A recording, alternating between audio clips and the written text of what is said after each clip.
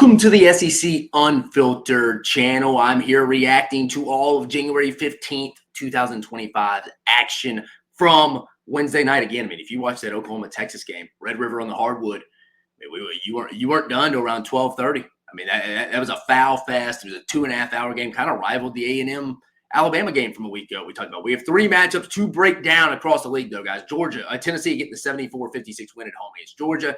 Vanderbilt holding on for a 66-63 win over the Gamecocks from South Carolina. And Texas looked like they were going to run away with it, going to put everybody to bed early, but Oklahoma fights back, a tale of two halves. Honestly, we had that across the board, folks. But before we get into it, this reaction from your boy Dave Shumate here is brought to you by GameTime app. Download the GameTime app and use code SECU for $20 off your first purchase. Guys, I mean, we're in the midst of conference play at this point. Like, tons of games you can go to. Go visit our buddies at GameTime app, man. Best conference in college basketball, maybe best conference of all time, at least in the last 25 years. You don't want to miss it. If you do decide to go, use our buddies at GameTime app. Tell them your buddies over at the SEC Unfiltered channel sent you. Let's get right to it, guys. Let's start off. Let's lead in with the Tennessee-Georgia game. Tennessee getting the 74-56 win. Let's pull up the box score again. And y'all know how we always do it. We give a visual. Let's get it right into it. Tale of two halves here. I mean, Georgia was up 26-25 at half. Tennessee, like I mentioned, their ceiling from an offensive standpoint is limited. It's limited, folks. I mean, it really is. Tennessee shot 42% from the field overall, 37% for Georgia. From three-point land, 29% for the Vols, 28% for Georgia. Not a lot of free throws across the board. 12 for Georgia, 10 for Tennessee. That's kind of wild. When's the last time Tennessee it's probably not as far back as I thought. When's the last time the visiting team shot more free throws than Thompson-Boling Arena? That's a decent question. I mean, it's only by 2. Rebounds, Tennessee 35-29. Turnovers, I mean, Georgia. This was a turnover fest midweek. Alabama with 21 on Wednesday. South Carolina had like 25. You see Georgia had 19. There were a lot of turnovers in midweek ball. Tennessee limits it. They win that. They were +9 in turnovers. Largest lead. You see Tennessee got it out to 22. I mean, this was a tale of two halves. I mean, it really was. I mean, Zakai Ziegler, though, was the difference for the Vols. Let's talk about them since they are the winner. Zakai Ziegler going for 16 points, 5 of 14 from the field, 4 of 5 from beyond the arc, 6 steals. I mean, I think he just broke Santiago Vescovi's all-time steal record at the University of Tennessee. One of the best defenders of all time. He's the glue guy for this team. I mean, Rick Barnes said it yesterday in a post-game conference, in the post-presser. I don't know what I would do without Zakai. He is the key to that team. I just don't know if they can ride him offensively to the Final Four, to a national championship game. I think that is a very tough ask for them. I keep saying it. Igor Milicic is going to be the key. He's going to hit the ceiling. Because, again, you can't bank on everything from Chaz Lanier. Only 5 points last night, 2 from 16 from the field, 1 from 9 from beyond the arc. That's going to happen. He's not Dalton Connect. Doesn't mean he's a bad player. Dalton Connect's a freak. We're seeing it with the Lakers right now. We saw it last year as the SEC Player of the Year. That's not fair to put that on Chaz Lanier. They've gotten plenty out of Chaz Lanier. Someone else is going to have to help him and Zakai Ziegler. I'm looking at you, Igor Milicic. Felix Okapara, I mean, he's a role guy. I think Jemai Mashack, more of a defender, nitty-gritty guy. You're not going to count on him to go score a bunch of points. It's going to have to be that mixture, I think, of Jordan Gainey's going to have to help. Chaz Lanier, obviously, he's a Zakai Ziegler. And I think the big X factor for the Vols to ultimately hit their ceiling, specifically offensively, Igor Milicic is going to have to step up. 7 is going to have to step up. We know what we're getting with the Vols. Physicality, defense, it's going to travel. It's going to obviously play at Thompson-Boling Arena.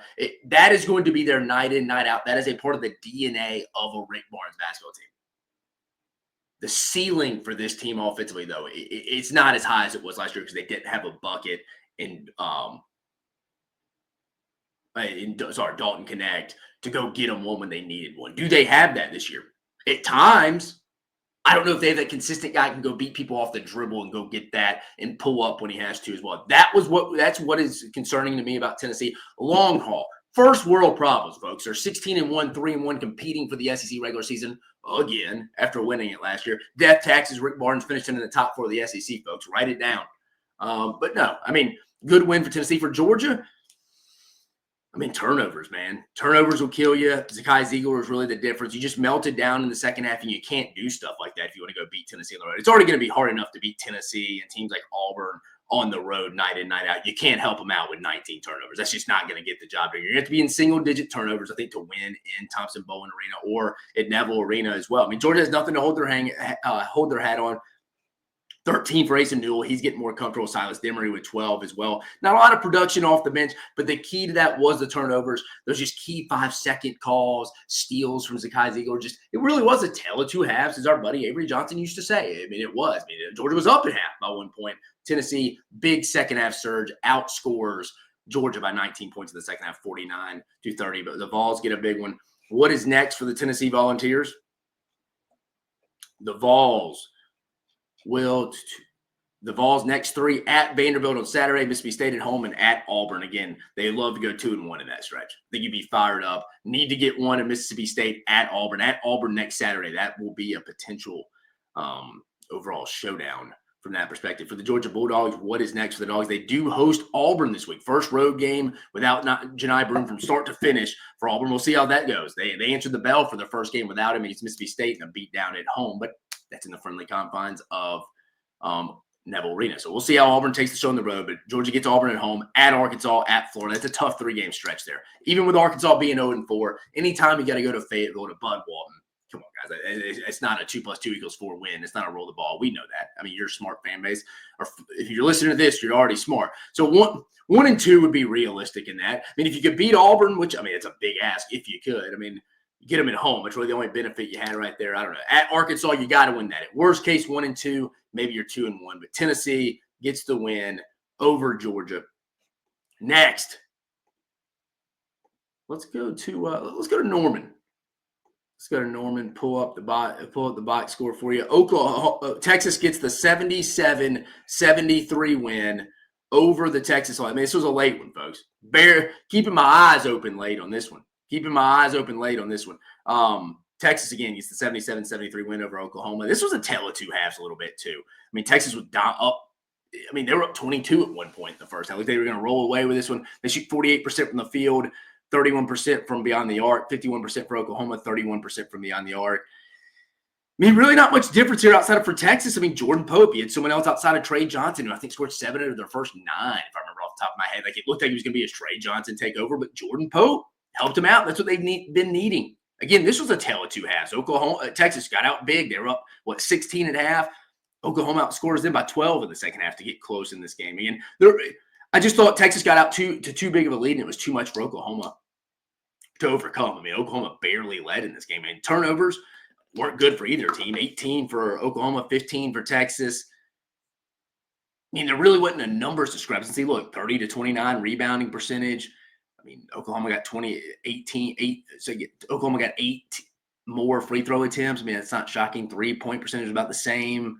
I was saying, no, it's just Texas out of the gate was just too much for them. And both these teams, I don't know if they're going to make the tournament. I mean, I think it was a must-win for both teams here. Obviously, Texas got it. They feel better about themselves coming back to Austin and then before they head to Florida this week. Oklahoma, you're sitting at 0-4. And again, like I said, Oklahoma's improved, but they're going to start accumulating once league play starts. We're seeing it. And I'm not bashing Oklahoma. I think Porter Moser's a good coach. It's just this league's hard. It's been a tough adjustment for the Sooners in the SEC, but that's not going to stay in all sports. It isn't. It's just this year for football and basketball so far, it's been an adjustment. I thought Texas's starting 5 did really. I mean, you had 4 guys in double figures and Kaluma with 8. You had Tremont Mark with 15, Jordan Pope with 27, 16 for Trey Johnson, Caden Shedrick with 10, 8 for Kaluma. 7 rebounds for Shedrick. This is the kind of overall team production you need. Was the second half good? No. But it can't just be Trey Johnson. It can't be just be Arthur Kaluma every week. We saw it. This was one of their better performances. I know they melted down, got outscored by 12 in the second half, but I think Rodney Terry's team will take this. Hey, we got something out of Tremont Mark. We got something out of Jordan Pope. We know what we're getting out of Trey. Caden Shedrick getting better on the boards. He had 7 last night. You like what you're seeing out of that. You like what you're seeing that. Only 1 point off the bench. That could be improved, but you'll take a road win in this league in a must-have situation there when you came in winless in league play. You had to have it. Both teams had to have it. For the Sooners, I mean, it's Jalen Moore, 29 points. Jeremiah Fears, 20 points. After that, not much production, though. I mean, 1 point from Sam Godwin. That's disappointing. Duke Miles, 4. Goodine, it's 2. Glenn Taylor, 7. Kobe Elvis, 7. Just overall not great. Got yourself in too big of a hole. Turned it on late at home. It's just too much to overcome. Too much to overcome. Texas gets a big win. They need it. What's up next for the Texas Longhorns? What are the next 3 games looking like? At Florida, starting on Saturday. Missouri at home and A&M. You could go 0-3. You can maybe go 2-1. I don't think you're going to win at Florida, especially a Florida team. It's probably going to be coming in with a chip on their shoulder at home after losing 1 to Missouri. They felt like they shouldn't have lost this midweek. Then you get Missouri at home at Texas A&M. I think for Texas to make the turn, you got to win those next. I think you got to win those 2 home games in this 3, because then you go at Ole Miss the next week, and we see that Ole Miss is contending for the league right now, especially after the big win in Tuscaloosa this week. 2-1 should be the goal. Little worried about the Horns. I mean, I think right now, tournament-wise, who do I feel confident will not make the NCAA tournament from the SEC? South Carolina, LSU, Arkansas, and I'd leave it at that right now. Oklahoma is flirting on that. They're another loss away. And speaking of them, let's look at their next 3 here. I think they're going to have to go 2-1 in these next 3 here. Versus South Carolina at home, must win on Saturday at Arkansas. I mean, you're playing 2 teams that are combined 0-8 in league play. Your next 2, you got to win both of those. In A&M, you can live with a loss there. You have to go 2-1 in your next. And again, you're not going to get much credit from a quality win resume standpoint from the tournament. You're not. The net's not going to help because South Carolina's not very good right now, and Arkansas is not very good, and that's a dangerous one. But you have to win those next 2, and at the very least, be 2-1 in your next 3. Oklahoma's fringe probably not going to make the tournament there. I'm not ready to fully say it, and some people may be there, and that's fair. I think there's definitely an argument there. I don't know. You got to win those next 2. They lose any of those next 2, they're in that category with Arkansas, South Carolina, and LSU to me. And we're going to slowly keep adding teams into that category. Again, I think this is going to be a 12-bid league. 13, I don't know. I think it's going to be closer to 11, 12-bid league. Last game of the night after the Longhorns get the big win over the rival Texas Longhorns last night. We have in Nashville, it was the first game of the night last night. We got Vanderbilt holding on for a 66-63 win over South Carolina. This was more of South Carolina kind of letting this one go. It's no offense to Mark Byington and them. Again, phenomenal start, 14-3, 2-2, sitting at 500 in league play. This is kind of more of Arkansas leaving some meat on the bone again. They could have beat Auburn on Saturday. 14 points from Colin Murray Bulls. Morris Ugasek, 20 points. It feels like South Carolina's passing up some open shots that they should take because people are hesitant and they're just trying to get the ball to Colin Murray Bulls. And I get it. He's your dude, but someone else has to go help, guys. Nick Pringle not playing good down the stretch. Like, this team's a very immature team if I'm a South Carolina Gamecock fan across the board. Very immature team. Don't really trust them. Give Vanderbilt – that's why I picked him. I thought him at home. I trust him more. A.J. Hogard, 14 points. Had a big kind of foul late that could have put him in harm. But, again, I trust the former Michigan State player, been in the Tom Izzo system. Trust him and Mark Byington. 13 points for Jason Edwards. Devin McLaughlin, 11 points. This is a win they had to have. Again, you got to hold serve if you're going to compete for the NCAA tournament. And Vanderbilt's in that race right now. They're in that race. Sorry, we usually go to team stats first. Let's look at that. Vanderbilt, 41% from field, 19% from 3. Not going to be great. South Carolina, 42% from the field, 43% from 3. Honestly, probably South Carolina played well enough to win this game on the road. Shot more free throws than Vandy. Again, this is my concern with Vanderbilt. They got out-rebounded by 12 last night. Again, I was always worried about Vanderbilt in league play. And this is after a win tonight, after they got out-rebounded by Jackson State. Turnovers, just 20. That's the difference right there. 25 turnovers. I mean, they couldn't do that again if they tried. You couldn't make that number up. That's bad, folks. That's bad. That's the game. That's the game. It's as simple as that. That's the game right there. They're low score. How many more shots they got? 56-45. I mean, not as much as the Alabama-Ole Miss difference on Tuesday night's action. But, yeah, it's the game. 25 turnovers. I'd put South Carolina in that realm of they're not going to make the tournament, folks. Their big win of the season, Clemson. Big win. I'm sure they'll take it from the Palmetto State. But it's going to be tough for South Carolina to get out of the hole, especially when you talk about how tough the league is. For Vanderbilt, the next 3, Tennessee at home, at Alabama and Kentucky. I mean, gosh, you went 1 and 2, you'd be fired up. That's a tough 3-game stretch there. That's tough. That's tough. I hate saying that, but they're probably staring at 0-3 in the face potentially for the Gamecocks, just scratching for W's right there. Next 3 at Oklahoma. It's a 0-4 battle where they're combined 0-8. Somebody's gonna have to win that game. Florida at home will be tough, and then Mississippi State at home, a team that's already beat them by 35 to open up conference play. So 1 and 2 would be the goal for them, I think, as well. You got to win that Oklahoma game, just like Oklahoma needs it at home this Saturday as well, folks. But no, I mean, phenomenal Wednesday night matchup. Again, kind of midweek was built up with turnovers. We had two big road warriors going on the going and getting big road wins during midweek. Missouri over Florida, Ole Miss over Alabama. And I think we kind of have about three teams that I feel confident that are not going to make the NCAA tournament now, we can say. I think LSU, I know they beat Arkansas. I don't think they're going to be in it. Arkansas. And I think South Carolina.